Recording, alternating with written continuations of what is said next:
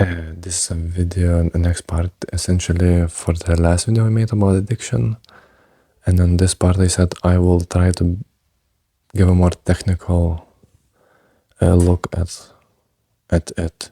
And what I want to focus on this is that essentially on how to get out of the addiction, because the first video was about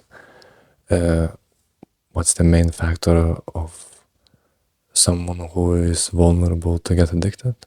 So now I want to focus on how to actually get out of the addiction. Or what's the way. And the main points that I can start is that it's really it's basically this, not the same, but it's the core of it is the same of the reasons why someone gets into the addiction. The same reason that gets you into it, fixing it will help you get out of it, not help you get you out of the addiction. So to just backtrack a bit, what the reason is that it's essentially someone, to say it really oversimplified, it's unmanaged life. To be more precise, it's a certain way someone is in a really unmanaged life, which makes them suffer, which makes them resentful, which pose all sorts of bad things into their life. But one of the things that can happen then is that they will try to find a way out of that feeling bad. And that's the addiction era, is when someone essentially finds something that counterbalances the sufferment they get. So they're feeling negative emotion from something, they find something that gives them positive emotion. To put it really abstract, I'm pretty sure you know what I'm speaking about, this principle. If you're bad, you think you know what makes you feel good, you try to do that. But the problem is that the thing that causes you to feel bad does not get fixed if you do that. So addiction is sort of it's this principle, but it's really more fleshed out and grown into a person and into their life, which then makes it really hard to get away. So basically it's that. So how you get out of it is you try to go down and figure out what happened in your life. It can be any sort of a reason. How someone's life is bad for them. It can be lack of relationships, it can be problems in your family, it can be problems with your social life, with your career, with how you feel about yourself, with anything basically. The problem can be anywhere. The point is that something is bad that really bears on the person. It can be anything. And then they find something that helps them bear that pain, but it produces a dysfunctional relationship. That's the addiction. So that's what you have to uncover and fix if you want to get out of it. Why is this important? Well, because this part is completely missed from today's. Maybe I have biased view or experience, but from my experience, from what I learned in university, what I've heard from professionals, they never speak of this. They speak of what I call the first part of how you solve the problem, but they never speak about the second part. And the first part of this is basically the way it practically usually looks of how someone is treated for addiction is that they go in, they get diagnosed that they're addicted, and when they start, they basically stop the consumption, indulgence in whatever they are addicted to, they help them get through the withdrawal symptoms. And with certain things it can be easier, with other things it can be very bad, with other things the withdrawal symptoms might not even be obvious what they are. So that would be the case with behavior addictions, because there's two types essentially. There's behavior addictions and there's substance addictions. And substance addictions usually contain a lot of extreme, well, depends on the substance, but they can be extreme. For example, alcohol. If you're really heavily drinking and you're addicted, so it means you're heavily drinking often and for a long time. Then if you stop, like abruptly stop alcohol, you can have such extreme withdrawal symptoms, you can physically die from them. So it's really no joke with the certain substances. You with certain ones, the medical help is basically required. There is medications and ways of how to help and go help get through the symptoms. But with the behavior ones that I said, they're not really that obvious. It's because behavior, if you stop a certain behavior that you're addicted to, so for example, pornography, there is no really certain substance you stop indulging, which usually with other substances in the substance addictions, the withdrawal symptoms are from the, I don't want to get into the biochemistry. The way you can imagine is that there's different chemicals in your body, and then when you're indulging something, other chemicals are affected by that chemical you're indulging in. So when you stop, those chemicals that were adapted to the chemical you were consuming, they do not change, like they do not you could say recalibrate in your body, like when you stop. And then because you stopped the other chemical they were bonding with, they are now producing certain reactions which you're experiencing. With behavior addictions, that's not really the case, although behaviors do produce a certain effect on your body. It's just more, you could say, natural, but it's a bad word.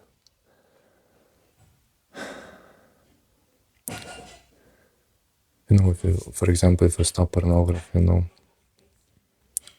you essentially stop satiating your sexual drive, which then produces more, which then you just get more arousal, more intense arousal more often, the more you're withholding yourself from that satiation. And what kind of reactions that produces in you, it can really differ, but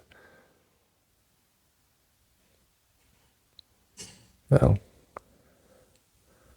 I guess it's really a question of definition what we define as withdrawal symptoms. But the point is that there is leaving reactions on your body, but they are not considered withdrawal symptoms because of the definitions. And you can imagine it can be really hard to understand what is actually caused, what and how you feel is caused by the reason you stopped indulging in sexual satiation. So yeah. So back to the way addictions are treated usually. There you go through the management of withdrawal symptoms, and then you get to the point of how, of detailing out you can imagine this as the domain of your indulgence and what's associated with that. And the reason why I do it is to really get the idea of how it looks, so you could basically avoid it. And so you figure out how you feel before you start feeling like you need to, for example, consume alcohol. With who are you? What are the people which are, maybe influencing your thoughts and feelings on what you do? Maybe some places that are associated really bring out a feeling. All those things you have to figure out and then get a picture. And then once you have it, the idea is to avoid it, because if you do not avoid it, you get to the point you get all the feelings, you cannot control yourself, you relapse. And that's where I see that it's basically left. And as I said, maybe I am biased. Maybe I haven't just had more conversations with maybe higher level professionals who are way better in this. Maybe they have more practice. Maybe they read more literature and they know the things I'm trying to stress here. But that was not my experience, so that's why I'm trying to speak of this. So yeah, that's where I see it's left. And that does not really produce good results, because a person is just left in controlling themselves for the rest of their life, and just, I guess, rolling the dice of, will you fix that problem that made you go into addiction that's in your life just spontaneously, I guess? Well, if they did not fix it before, what makes you think they will fix it in the future? And usually things do not get easier with time, they get harder. So yeah. So yeah. That second part is basically figuring out what exactly happened. And I guess, maybe publicly, in public sectors of how they treat addictions, they do say, they recommend going to psychologists, psychotherapists to talk about this, but the people have to be made aware of what they're doing, what is going on. Because if they're not, they won't see the path of how to fix anything, and even they won't have even the motivation of why should they even do this. And it's not like, going to psychologists and psychotherapists is easy work. It's really hard and it takes a long time. But you have to understand why are you doing it? Why are you doing this? And it's because what happens if you do not? And that's not explained. So I guess that's part of what I'm trying to do. It's like really highlight the fact that you have to figure out what happened. Without that, you will just replace your old addiction. Yeah, you will replace your old addiction, or you will relapse, because you cannot control and hold yourself your whole life. And to say that that problem will fix itself, it's just maybe for one person in a million, maybe. But I don't think anyone wants to roll the dice. It's better to just fix it. And it's not like there's only one problem. There's a plethora of problems you have to fix all the time. So the way you get this straight is that you learn of how to notice the problems early, when they're the the least big. So it's the most easiest to fix them, and then you fix them in advance before they get big. And you get good at doing that. And you have your peace then. But that requires continuous progression. And a really, high, I guess, awareness and a look into the future of what's going on. And one of the main ways you can figure that out is by investigating the past, your life past, and then history, because that's the past of other people. And then you get pieces of wisdom from that, you put it into one, and then hooray. So yeah, I guess that's it. Yeah, to summarize quickly, it's you stop the symptoms, if there is any. You figure out how the domain looks, what triggers your impulses, which then bring you towards indulgence, and then you think about what happened. And you can do that on your own, but it's hard, so it's recommended to do that with someone, at least someone you trust, or preferably with professionals, so psychologist, psychotherapist, or no, whatever, or with people you trust and you think they have something good you can learn from them.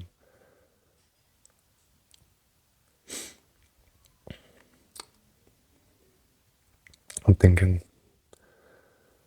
these thoughts popped up into my mind, that people are wary of going to get psych help, and that stems from feeling really inadequately and as if you're crazy, insane, or whatever. But I think that is really nicely counterbalanced, or maybe put in a better place of perspective, if you understand that it's like, it's not that you need to know like someone else to help you reflect your problems and then help you go through them, and others do not. It's not like that. Everyone needs that, but in the people who don't need help, they don't need help not because they don't have to do that. It's because they usually have friends and family members and partners, and most importantly, have really good, close relationships with them. And they continuously interact with them throughout their whole life, which basically keeps them on the edge of this progression I mentioned before, is that they figure out the problems way earlier than others, and they fix them. And actually, the people close to them, pushes them to fix them, because they tell them that that's not good.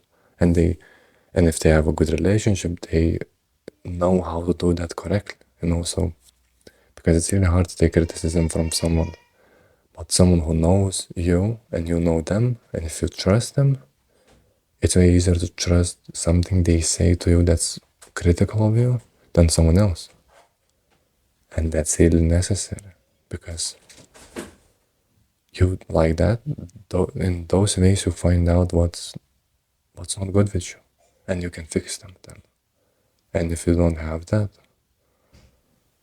oh geez, like you're in a bad place, because then it's like, I wanted to say it's really hard to do that on your own, but I'm not sure if it's possible, because you're biased to yourself. That's not how it works. Like, you cannot, maybe in some ways where you have more knowledge of other people's opinions in the world, you can judge better what's good and bad, and then put yourself in that perspective. But if you do not have, maybe then, maybe that can work, but you're limited in how much you know, so you won't be able to succeed in that way in most of the places. It's like, people are specialized in what they know, so they're smart, not stupid in one way, and they're stupid in other ways. Usually, like, ignorant, I mean, like they don't know things. Really wise people who know a lot, when they know, so if you know so much, you can start to generalize. And I mean, generalize between different categories correctly, because everyone does that. Everyone thinks they know a piece of things, like they know, everyone feels like they know a lot. They feel like they can have a certain opinion about something. They just have the opinion about something. But is the opinion correct? No. That's how you find out when you're speaking with people. So So yeah, this was maybe a bit of an off-topic piece, but I thought it was relevant to maybe that eases of people about not about the being, I guess, self-conscious about going to professionals to get help. It's because like the professional is not, it's like does not mean you're in an adequate. It's everyone is not normal in some ways.